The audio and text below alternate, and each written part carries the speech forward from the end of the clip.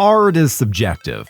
One person may see a garbage bag floating in the wind, another, the most beautiful thing that they've ever seen.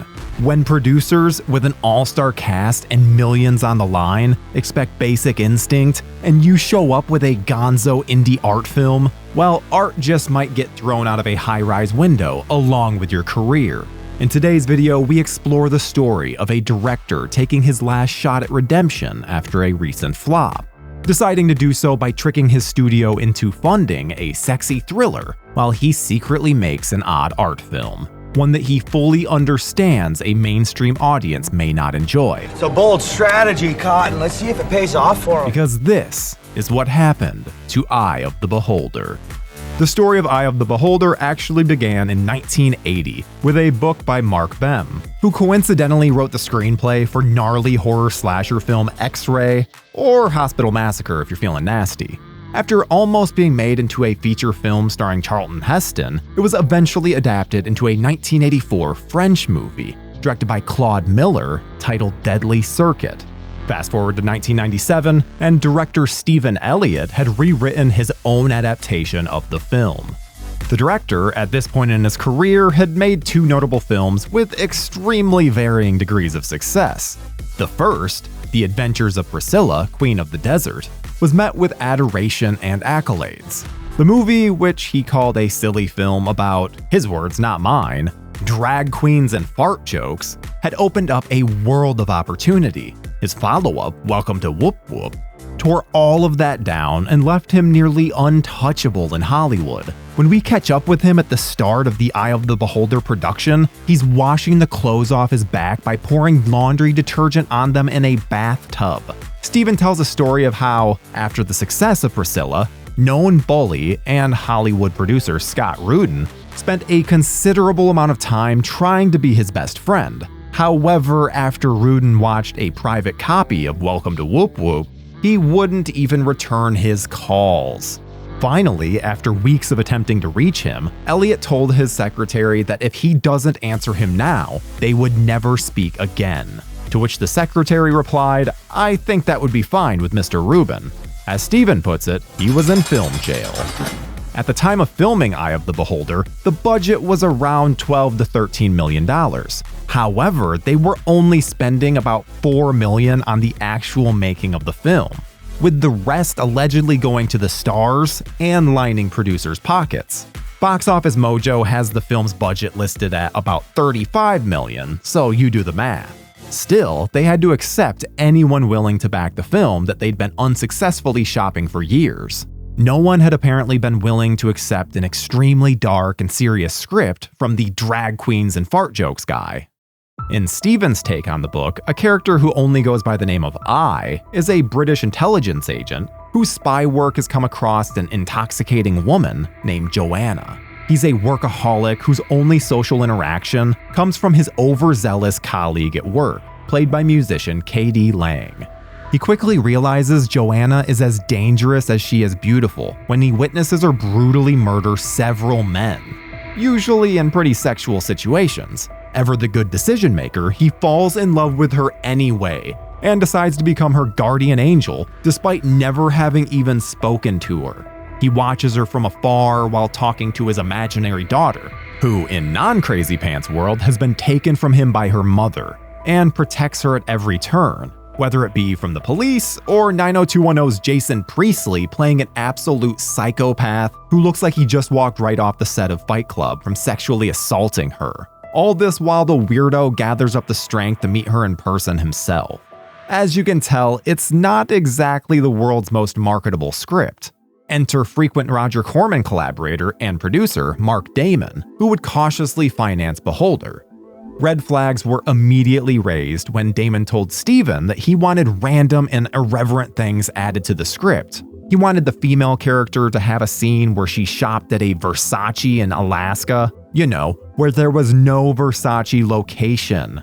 He demanded that the film have what he called an underpants dance, which was basically the female lead dancing sexually in her underwear. The producers were extremely candid and almost shameless when they told him that if he didn't come through under budget and on time, they would cut the film up in ways he probably wouldn't like in order to recoup their losses. It was at this point that he joked with them that he had some footage of Ashley Judd's body double naked that he'd be willing to show them if interested. This apparently put everyone at ease as they all laughed and moved on. He had brought himself some space to maneuver freely. Steven is a character all in himself. When it came to casting the lead actress for the film, Susan Sarandon had been a big name that they were hoping to snag. They even managed to get dinner with her, and she seemed genuinely interested in starring in the film. However, Steven became so excited while stuffing his face with chicken Caesar salad that he ended up spitting bits and pieces of it all over her. He had Susan fucking Sarandon literally picking chunks of salad out of her hair. Undeterred, the script went out to Hollywood superstars like Brad Pitt, Johnny Depp, and Sharon Stone. Steven had previously met talented actor Ewan McGregor socially, and the two had gotten along. No chicken salad issues, as far as we're aware. And so, after enjoying the script, McGregor accepted the lead role, and would take a hands-on approach with helping craft the rest of the film. Ewan and Steven hung out and perused possible actors for the other roles in the movie, including the blind man, a wealthy character who falls in love with and even impregnates Joanna, prompting the jealous and obsessive McGregor to run out of the bushes and punch a blind man in the face while screaming, "Don't you see, fool? She'll kill you!" before running off into the night. Oh god. Ewan joked that Al Pacino or Richard Gere could play the part of the blind man, having done so before. Some on the production were holding out hope for a Dustin Hoffman or Jack Nicholson type to sign on.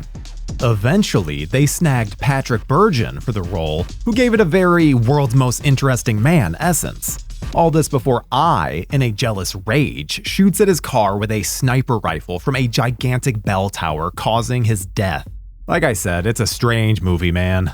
Their production could best be described as a shit show as well. Whether they had their leading man riding around on a motorcycle on sheets of ice in Canada in 20 below zero temps, or their lead actress getting noticeably obliterated on bourbon while filming a bar scene. You know, a scene where Judd had become more and more intense during each take, at one point even falling to the floor. Talk about a fun shoot day.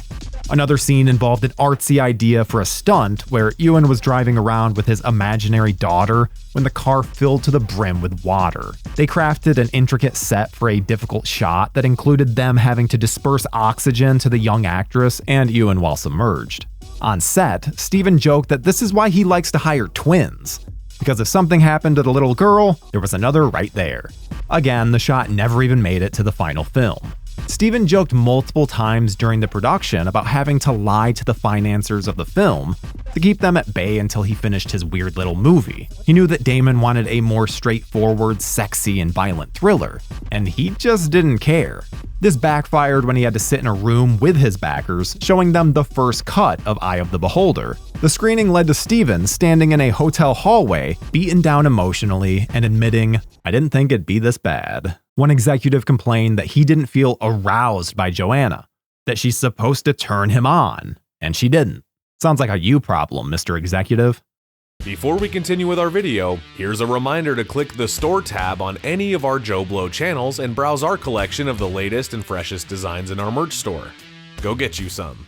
Steven was allegedly forced to spend his own money for reshoots with a drastically reduced crew. He claimed that at one point Ewan McGregor had been treated so badly by critics, he was checking out, unwilling to make any more compromises. That not only did McGregor not show up to film the second unit shots, but had stopped returning anyone's phone calls entirely. For reshoots involving Jason Priestley's character, Steven had to dress up Priestley's character himself and play the role.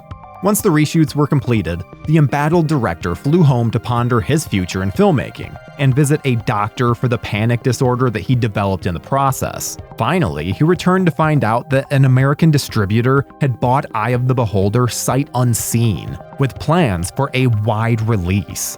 Something both Steven and his boss thought was a mistake. That distributor was Barry London, and a test screening was set up in LA that evening. At said test screening, audiences howled in laughter during the film's most emotional moments, prompting Steven to walk out. the reactions were absolutely brutal. When audience goers were polled on their favorite scenes, they responded none. When asked their least favorite moments, one survey read, all of them. The next day, whether a coincidence or not, producer Mark Damon had been ousted from the company. In another meeting with the Suits, Steven was again berated. They said that this is the first time they'd ever had a test screening where the audience couldn't even explain what kind of movie it even was. Eye of the Beholder finally released in January of 2000. Thanks to a fascinating cast and some cool posters, the film still pulled in a total of $17.5 million worldwide. As expected, it was widely panned by both audiences and critics. Even the usually merciful cinema score was a brutal F rating. Though the film is strange and features way more snow glow zoom-ins than has ever been necessary, you have to hand it to the punk rock attitude of Stephen Elliott. The man had a vision, and he risked it all to keep it true to his art. And like we said, art is subjective. And that, my friends, is what happened to Eye of the Beholder.